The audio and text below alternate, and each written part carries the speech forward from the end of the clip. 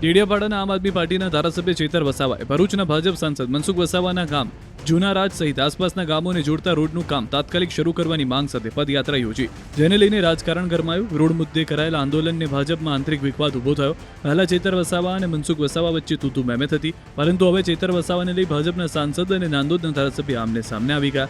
સાંસદ મનસુખ વસાવાએ આરોપ લગાવ્યો કે નાંદોદના ધારાસભ્ય દર્શનાબેન દેશમુખ ચેતર વસાવાને સપોર્ટ કરી રહ્યા છે, તો બીજી તરફ સાંસદના આક્ષેપો અંગે તેમણે માત્ર એટલું કહીને વાત ટાળી દીધી કે એ બાબતે મારે કોઈ ખુલાસો આપવાનો ન હોય. ઐતિહાસિક ગામ છે જેનો ઇતિહાસ 500 થી 700 વર્ષ જૂનો છે અને ત્યાં જૂનો ડામર રોડ પણ હતો. જ્યારે નવો રોડ મંજૂર થયો છે ત્યારે એ મંજૂર થયેલા રોડ પર સ્ટ્રક્ચરનું કામ ચાલતું હતું અને ફોરેસ્ટ ડિપાર્ટમેન્ટ દ્વારા એ અટકાવવામાં આવ્યું છે, જે અટકાવી દેવાથી એ વિસ્તારમાં આવતા તમામ ગામોના લોકોને ખૂબ જ હાલાકીનો સામનો કરવો પડે છે. સગર્ભા બહેનો જ્યારે ડિલિવરી કરાવવા પીડા જ્યારે ઉપડે છે, એમને લાવવા માટે પણ ત્યાં એમ્બ્યુલન્સ પહોંચતી નથી, એમને ઝોલીમાં અને નાવડીઓમાં લાવવામાં આવે છે. ઘણી ઘટનાઓ તમે જોઈ હશે કે રસ્તે જ એ માતાનું અને બાળકનું પણ મૃત્યુ થાય છે. ત્યારે આવી કઠિન પરિસ્થિતિમાં આ રોડ જેણે પણ અટકાવેલો હશે, જે પણ નીતિ વિષયક બાબતો હોય એનું નિવારણ લાવીને દિન 15માં ચાલુ કરવામાં આવે. મનસુખભાઈ વસાવા એ અમારા કૌટુંબિક છે અને આ જુનારાજ ગામ એમનું પણ છે ને મારા મમ્મીનું પણ છે. અને સાંસદશ્રીએ આગળ ખાતમુહૂર્ત પણ કર્યું છે અને એમણે પણ રજૂઆત કરી છે. એમની પોતાની સરકાર છે, છતાં એ લોકો એમને પણ ગણકારતા નથી, વહીવટી તંત્ર એમને પણ ગાંઠતું નથી, એવું આમાં સાબિત થાય છે. બિલકુલ મારું મોસાળનું ગામ છે. મારે ક્યારેક મારા દાદા, મારા કાકા, કોઈની પણ તબિયત ખરાબ થાય એમને લાવવા માટે પણ તકલીફ પડતી હોય છે. વચ્ચે મારા કૌટુંબિક લોકોને મળવા માટે હું ગયો અને ગાડી માંડ મેં ત્યાં પહોંચાડી.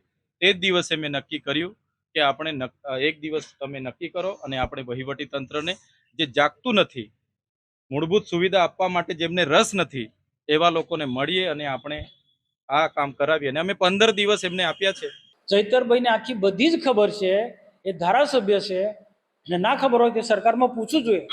સેન્ચુરી રહ્યા હોય, રિઝર્વ ફોરેસ્ટના જે કાયદા કાનૂન હોય ત્યાં સરળતાથી રસ્તા બનતા નથી. આવા વિસ્તારોની અંદર કોઈ પણ વિકાસના કામો કરવા હોય તો ફોરેસ્ટની મંજૂરી લેવી પડે અને બહુ સમય પણ લાગે છે. તો એ પ્રોસિજરમાંથી બહાર નીકળીને રસ્તો હવે બહાર બનવાનો છે, પરંતુ આ પદયાત્રા કાઢીને કંઈ ને કંઈ ચૈતરભાઈ કોઈ આ વિઘ્ન નાખવા માંગે છે. આજે આટલા ટાઈમથી એ ધારાસભ્ય છે, એના પહેલાં પણ જાહેર જીવનમાં એ કામ કરતા હતા, ત્યારે જુનારાજનો રસ્તો યાદ ના આવ્યો અને હવે દિવાળી પછી એનું કામ ચાલુ થવાનું છે ત્યારે એ લોકોને, જુનારાજના લોકોને ખોટા ગેરમાર્ગે દોરે છે. કલ્પેશ વસાવા તાલુકા પંચાયતના સભ્ય, એનો બાપ જિલ્લા ગોપાલભાઈ વસાવા બધું વાત જાણે છે. એ આખી હિસ્ટ્રી જાણે છે. એ ગામના સરપંચ કલ્પેશનો ભાઈ એ આખી હિસ્ટ્રી જાણે. આ રસ્તો બને, ડામર સપાટીવાળો બને, એના માટે મેં કેટલી મહેનત કરી છે, સરકારમાં કેટલી રજૂઆત કરી છે, એ બધા જ જાણે છે. પણ કોકનો કોક કારણસર કલ્પેશને પણ ભાજપના કેટલાક અમારા મોટા નેતાઓ એને ગેરમાર્ગે દોરી રહ્યા છે. કલ્પેશ પણ કટપુતળી બનીને કામ કરી રહ્યું છે. તો આટલા દિવસો મામાનું ગામ યાદ ના આવ્યું? ધારાસભ્ય છે, એના પહેલા પણ જાહેર જીવનમાં કામ કરતા હતા, મહેશભાઈ સાથે કામ કરતા હતા પીએ તરીકે. તે વખતે યાદ નહોતું આવ્યું? હમણાં મામાનું ઘર યાદ આવ્યું? આ એક રાજકીય સ્ટન્ટ છે, લોકોને ગેરમાર્ગે દોરી રહ્યા છે અને લોકોને અમે સાચી માહિતીથી વાકેફ કરીશું. જો આમાં બહુ સ્પષ્ટ વાત છે કે ચૈતરભાઈને ભાજપમાં લેવા માટે ભાજપના ઘણા બધા લોકોએ પ્રયત્નો કર્યા, દિગ્ગજ નેતાઓ સાથે મિટિંગો પણ કરી, બધું જ કર્યું. અને ત્યાર પછી હજુ પણ કેટલાક નેતાઓ, અમારા ડૉક્ટર દર્શનાબેન દેશમુખ, એ ખુલ્લેઆમ ચૈતરના સમર્થનમાં કહે. એ તો કે ચૈતરભાઈને આ જે જેલમાં વારંવાર જવું પડે છે, એની પાસે આખું કાવતરું મનસુખભાઈ કરાવે છે, એ ઘણી બધી જગ્યાએ બોલ્યા છે. ધારાસભ્ય દર્શનાબેન દેશમુખના કલ્પેશ જે બે છે અમારા તાલુકામાં, એ દર્શનાબેનના સાથે બિલકુલ ઘનિષ્ઠ સંબંધો છે. દર્શનાબેન કે એંગલથી મારો વિરોધ કરે છે સમજાતું નથી, કારણ કે ઘણી જગ્યાએ બોલ્યા છે કે ચૈતરભાઈને ફિટ કરવામાં મનસુખભાઈનો હાથ છે. જે ચૈતરભાઈ જે જેલમાં 19 દિવસ રહ્યા, 90 દિવસ રહ્યા, એ તો આ જે સંજય સાથે જે બનેલી ઘટના, એ ઉપરાંત પાછલા 19 જેટલા ગુના છે એના કારણે એમના માણસોએ જે ધમકી આપી, સરકારને, કોર્ટને ધમકી આપી, કલેક્ટરને, પોલીસ વિભાગને ધમકી આપી, લાકડીને પાડિયા ધાર્યા લઈને નીકળી પડીશું, આવી ધમકી આપી, એના કારણે પણ વધુ સમયની જેલમાં રહેવું પડ્યું. મનસુખ વસાવામાં કોઈ રોલ નથી, છતાં પણ દર્શનાબેન જેવા લોકો ચૈતરને બચાવવાના કઈ રીતના પ્રયત્ન કરી રહ્યા છે એમને સમજાતું નથી.